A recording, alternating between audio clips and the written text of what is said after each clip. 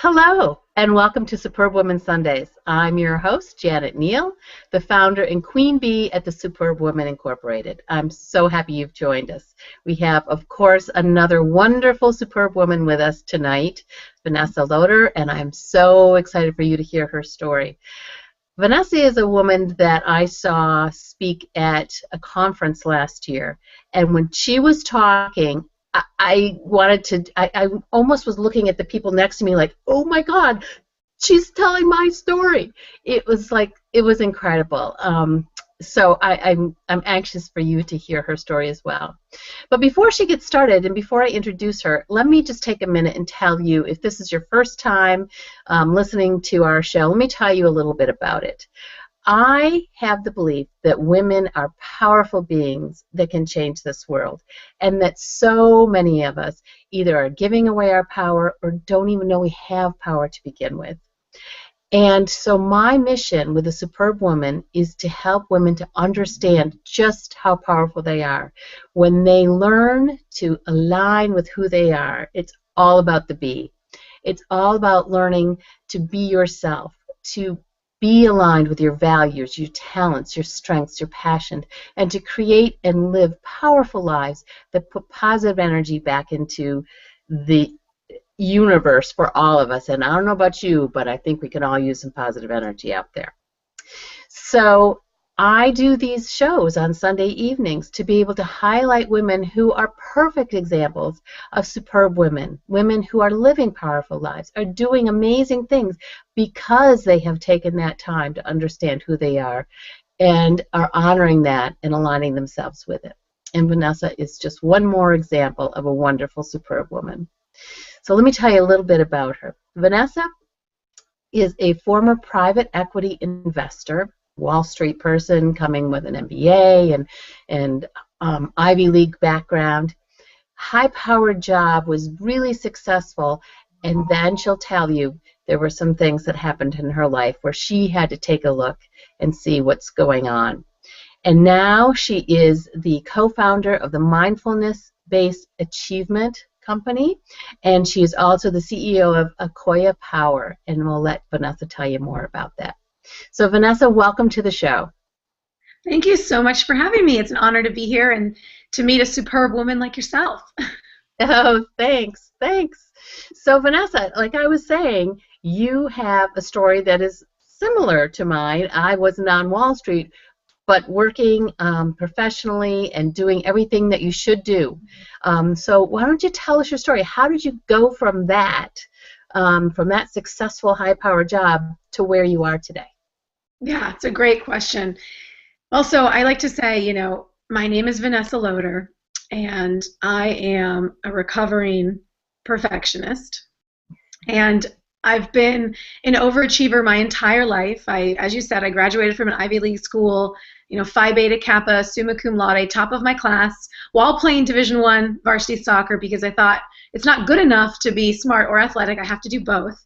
And then I graduated and took the most intense job I could find, which at the time was investment banking on Wall Street at Morgan Stanley. And I did that for several years, and I would work just around the clock, 80, 100-hour weeks. And I'd come home from work so drained and exhausted that I would, end up drinking a little too much wine or numbing out in front of the television because I was just so drained and exhausted from my job, and I had no energy at the end of the day. And this pattern went on for several years. I went on to work in private equity doing these billion-dollar leveraged buyouts.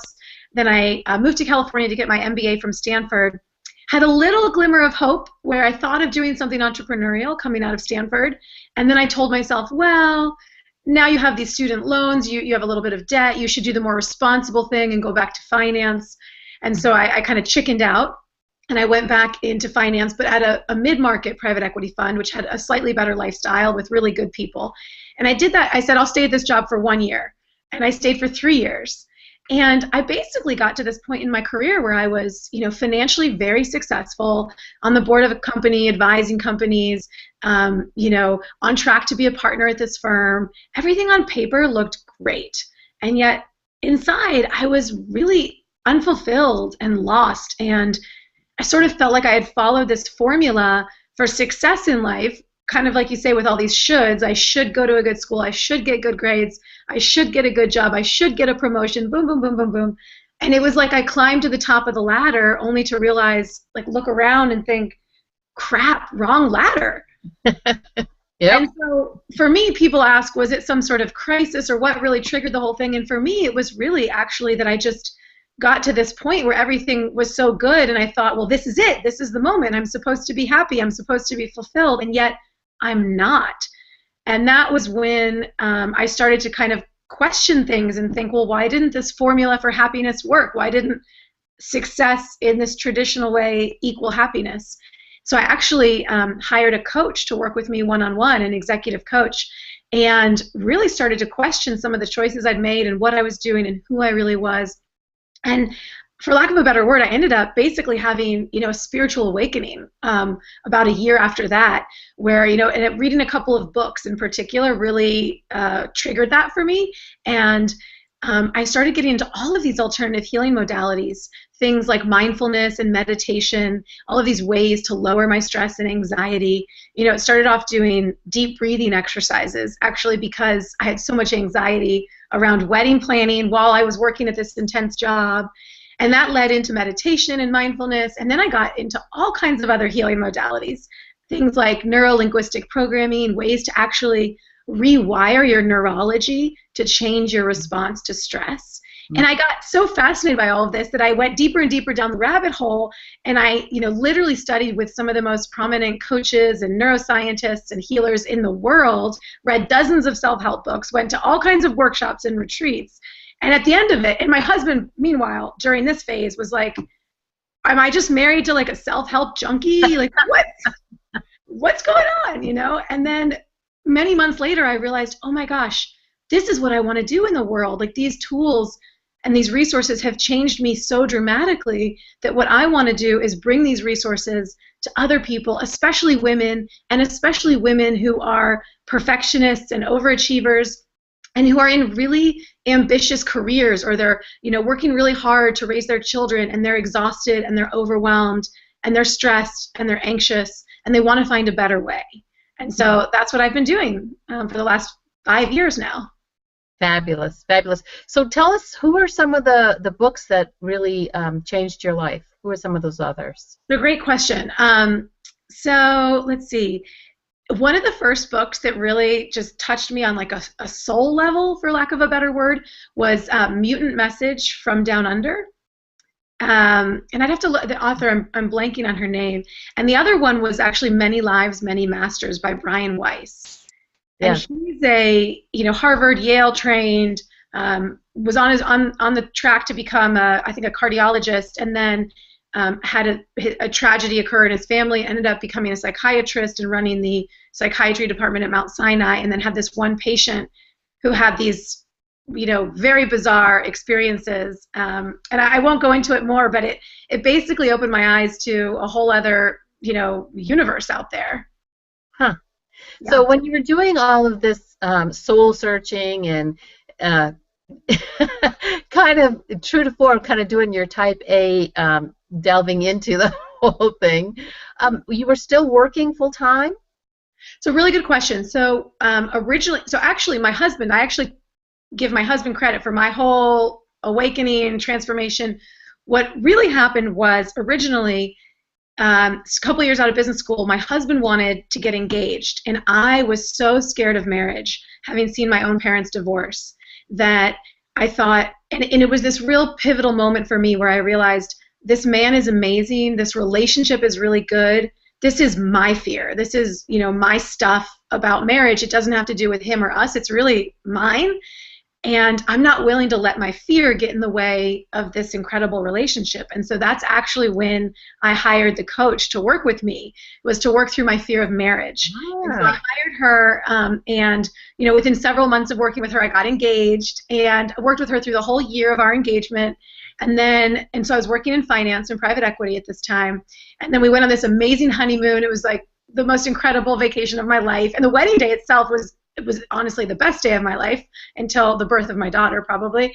And then I got back from the honeymoon, and within a couple weeks, I called up that same coach and I said, Okay, I'm now happily married. Thanks for that. Now my career. I just don't love my career, and I don't understand why. And that was what sort of cascaded this whole other set of questions around success and perfectionism and fulfillment and happiness. And it was probably about, I'm trying to remember, we got married in 2009, and I quit my job 1 year later. So Okay. there was another year of working on, understanding myself and some of the choices I had made.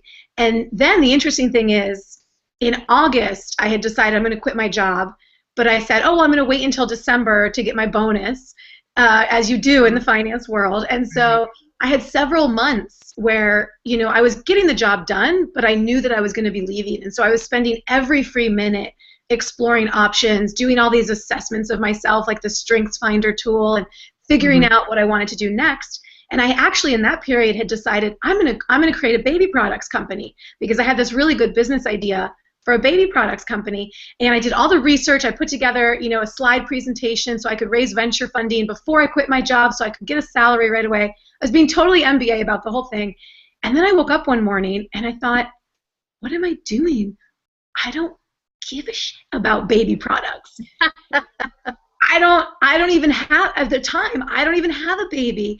And I realized I'm just pursuing this because I think it's a good business idea, but not because my heart and soul and like passion is in it. And if I do it just because it's a good business idea, I'm going to be living and breathing baby products for the next 20 years, and I'm not that passionate about it. And that was another real pivotal moment for me where I realized, oh my gosh, I'm doing the same thing. I'm following my ego and my mind and my wallet, not my heart or my intuition. And if I do that, I'm just going to be an unfulfilled entrepreneur instead of an unfulfilled private equity investor. Right. So then I went back to my coach and said, oh my gosh, now what? I've had this big epiphany. I don't want to do the baby products thing, but now I'm back at ground zero. I want to find work that I'm deeply passionate about. I want to make a difference in the world, but I would think things like, yeah, I like soccer, but I'm not going to be a soccer coach. Like I couldn't envision how to bring my passions into a career. And I was the one who said, it might not be until you leave that environment entirely that you can be honest with yourself about who you really are and what really matters with you and what matters to you. And I thought, okay, so you want me to quit with nothing planned? Like I am a type A, overachieving perfectionist who always has a plan, and you want me to just quit with nothing planned? It seemed crazy. But then I thought about it, and that expression, if you keep doing what you've always done, you're going to keep getting what you always got. And so I thought, well, I've always had a plan and I've always been strategic. What if I just take this risk? And so I decided, all right, I'm going to quit with nothing planned. I'm going to give myself 6 months so that it feels safe enough. I put some parameters around it. And all I'm going to do for 6 months is follow my heart and my intuition. I don't even know what that means. I don't know how to do that. But I'm going to do that for 6 months. And if at the end of those 6 months I haven't found work that I really love, then I can always start the baby products company then, or go back to another finance firm or do something safe. So that's what I did. And the miraculous thing was that within 2 weeks of quitting, I had all these people coming to me for career advice and coaching saying, you just quit your job. I want to quit my job. What should I do? And I found myself so enthusiastic about supporting them and coaching them. And so that was the first light bulb of, oh, maybe I want to actually be a coach and run these group programs. And so from there, it just evolved. And within 4 months, I actually had a really clear vision of, oh my gosh, I want to run high-end group programs for women. That's what I want to do. And so even in less than the 6 months, I kind of, I figured out the first step, and then it went on from there. Fabulous. Fabulous. So I'm interested in, because, well, so many things are coming in my head, but the perfectionism, because I can sort of relate to that. So what would you say would be, you said you're recovering from perfectionism. What are some ways that you have found that have been helpful in being able to do that? Oh, that's a really good question. I am a huge fan of Brené Brown's work. The Gifts of Imperfection, her first book, and her second book, Daring Greatly, have been tremendous tools for me. She has you write on your hand, I am imperfect and I am enough, and take a photo of that. And I actually had that as a screensaver on my phone for a while. And so these, for me, visual reminders that I can be imperfect and I can be enough, and that that's part of the human experience. Another thing that's been tremendously helpful for me is practicing self-compassion. And a lot of the guided meditations that we now offer, so I co-founded this business now called Mindfulness-Based Achievement, the new MBA, where we bring together mindfulness and achievement, and we have this free 30-day meditation challenge. And a lot of the focus of those meditations is self-compassion. And I'm a huge fan of Kristen Neff's work. She's the leading researcher on self-compassion. I actually just went on a week-long retreat with her a couple weeks ago. And I really feel like self-compassion is the antidote to perfectionism for me.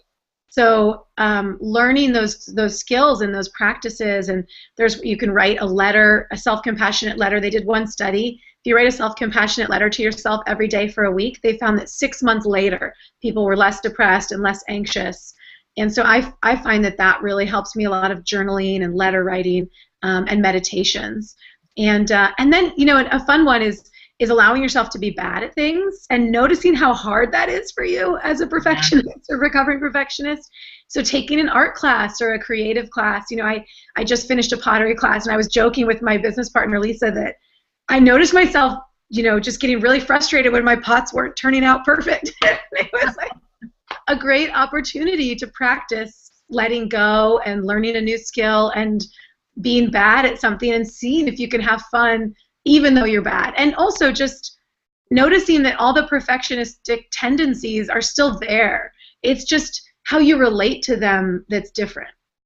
Yeah, that's so true. I have a story in my book where I talk about at Christmas when you're giving my children ornaments to decorate the tree, and of course they were little and they did it all in one quadrant of the tree. And then when they went to bed, I had to go back and fix it all. And it looked great. So that was a real eye-opener for me on how much that perfectionism was running my life. So now I could care less. I love that story because literally my daughter is 2.5, and this year was the first year that she could help decorate the tree. She did exactly that. She had this lower area full of ornaments, and I was like, oh, I really want to move them. But I also want to respect her contribution and Yep. So I completely an ongoing education. Yeah. So now, one of the things that I read about the company that you're working with now, your new company, is that you help women to lean in without burning out. So can you talk a little bit more about that? Yes. So our goal, Lisa and I, with mindfulness-based achievement is we realized, okay, meditation and mindfulness and all these tools are great, but not everyone is going to go off on a 5-day or a 10-day retreat. People have busy lives. How can we bring these tools in a very simple and easy and approachable way to ambitious women who have big dreams and visions that they want to accomplish in their lives? And so that is our intention with the MBA, the new MBA, as we call it, curriculum.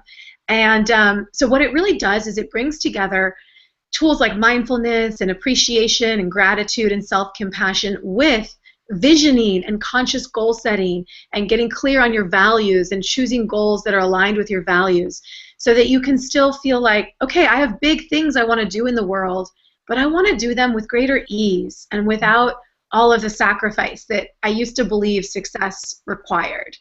So that's what we teach in the program, and it's so transformational to watch the women go through it and what they get out of it. It's just amazing. And even little things like there was one woman who's a very senior executive at Google, and she had a really stressful day where she was flying to Seattle to see clients and had all these back-to-back meetings, and she was going to have to work till 10 p.m. And she realized she was actually supposed to come back for a really important personal engagement that evening. And as part of taking this class, she just held a healthy boundary and said, I need to get out by 3 p.m. today. Here are the objectives. This is what we're going to get done. And then I have this flight and I'm leaving. And she said that she was so shocked that all of the senior managers and the CEOs and these clients, it was like they all bent over backwards to get the meetings done in time so she could leave to catch her flight. And she was able to make it to her event that night. And it was one of those realizations where she didn't, sort of like you said, she didn't even know how much power she really had. She wasn't aware that she could set boundaries and people would respect them as long as she acted like she deserved it on some level. So things like that are what come out of, taking the program. I think that is a really important point that you just made about the healthy boundaries. I found that in my own life, and believing that you deserve them. I mean, going back to your whole thing about the self-compassion that I found in my own life when I was working in a corporate life, when I would do that exact same thing and say, I have to pick up my kids by 5 o'clock, so love you guys, but I'm out of here, and let's figure out how we can get this done. People responded. And so many people don't even think that they have the right to ask. So I think that's a point really well taken. So now my other question was, in regards to this leaning in, you were talking about I love all the different things that you do with these women, but you talk often about the mindfulness, and just clarify, because I think there might be some people out there who may not know exactly what you mean by mindfulness. So could you just take a minute and explain what mindfulness means? Sure. To me, mindfulness is being aware of your present situation, being in the moment, noticing the thoughts and feelings and bodily sensations you have as you're actually experiencing them. And, the example I like to give is, for me, mindfulness is what allows you to step back from your experience enough to choose a different way of reacting to the events that come at you in life so you can have a better outcome. And so let's say you're stuck in traffic.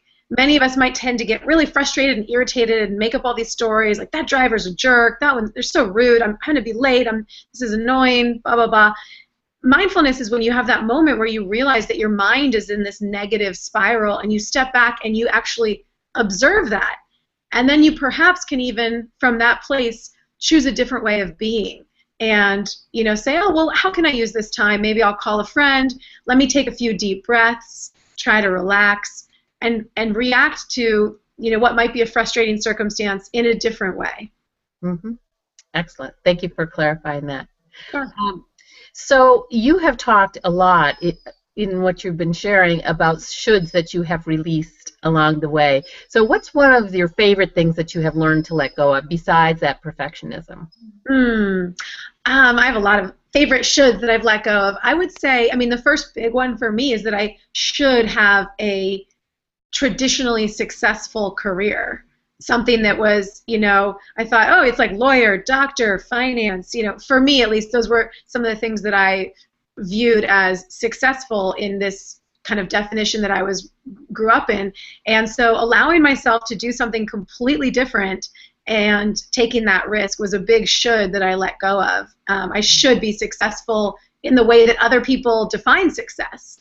And now it's more like, let me define it for myself. Another one, especially, with my family, I think that's been helpful is letting go of I should cook. That's been a big one that's been very helpful to let go of. Good. So let me get back to that about defining success. How do you define success today?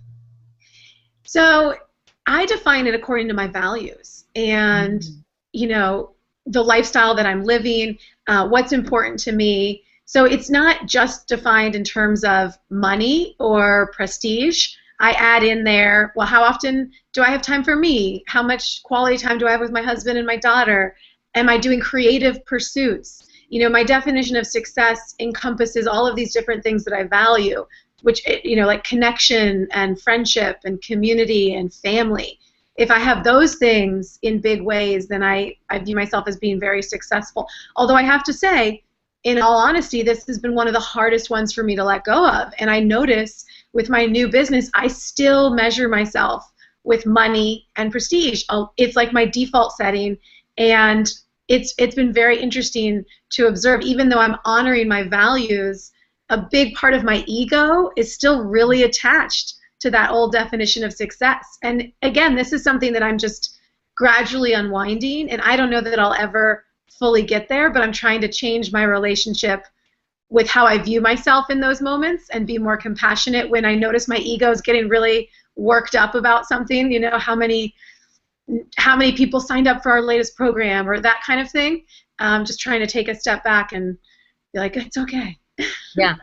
And I think, to that point, I think it's important for people to realize that this is, this kind of a transformation in your life is not necessarily an overnight thing, nor is it a one-time thing. I view it as a daily.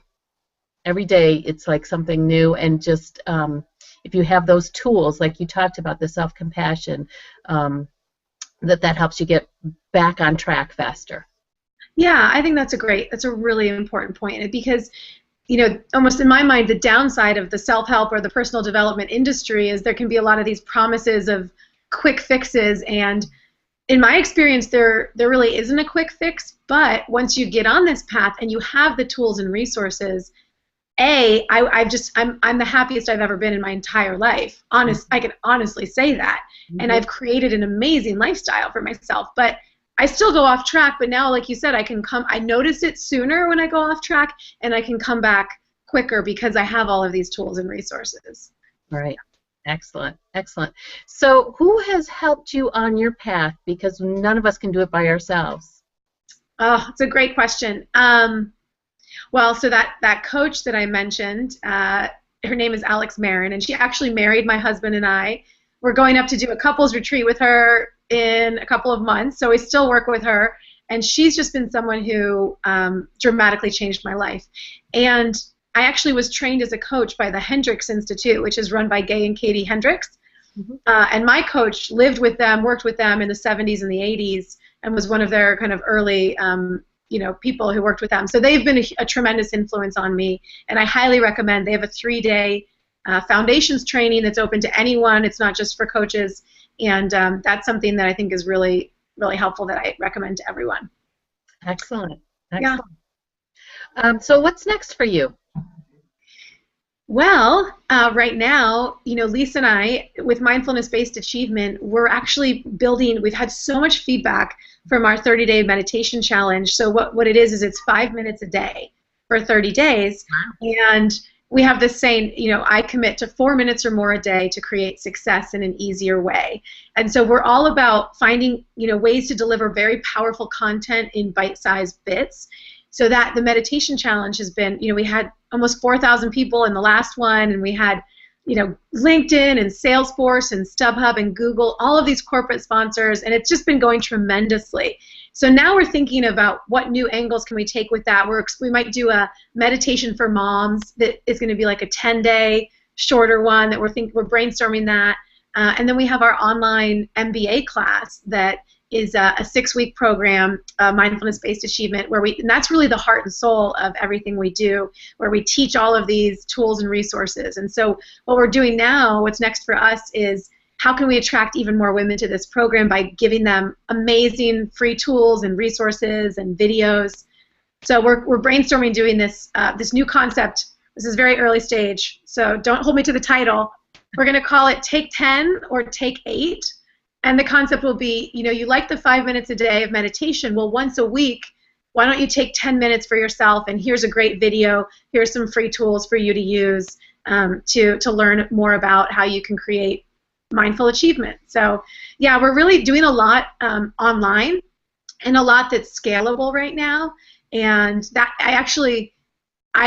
I was nervous about that at first because I love the connection I can have with people live. But then what we found is we offer these live, group calls, and we get to interact with the women and hear their stories. And there's so much on the community and the forum online where people are sharing and posting.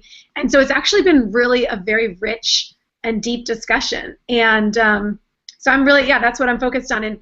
And thinking about maybe having another baby in the next year or two. And so I also get excited, because everything I teach is around creating success with ease. And so having this more scalable side of the business and the online business, I know is going to give me a lot more flexibility when I have another baby and I'm, exhausted and tired and can't really imagine getting in front of an audience and doing a lot of live speaking. So for at least a few months. So that's kind of where my focus is now.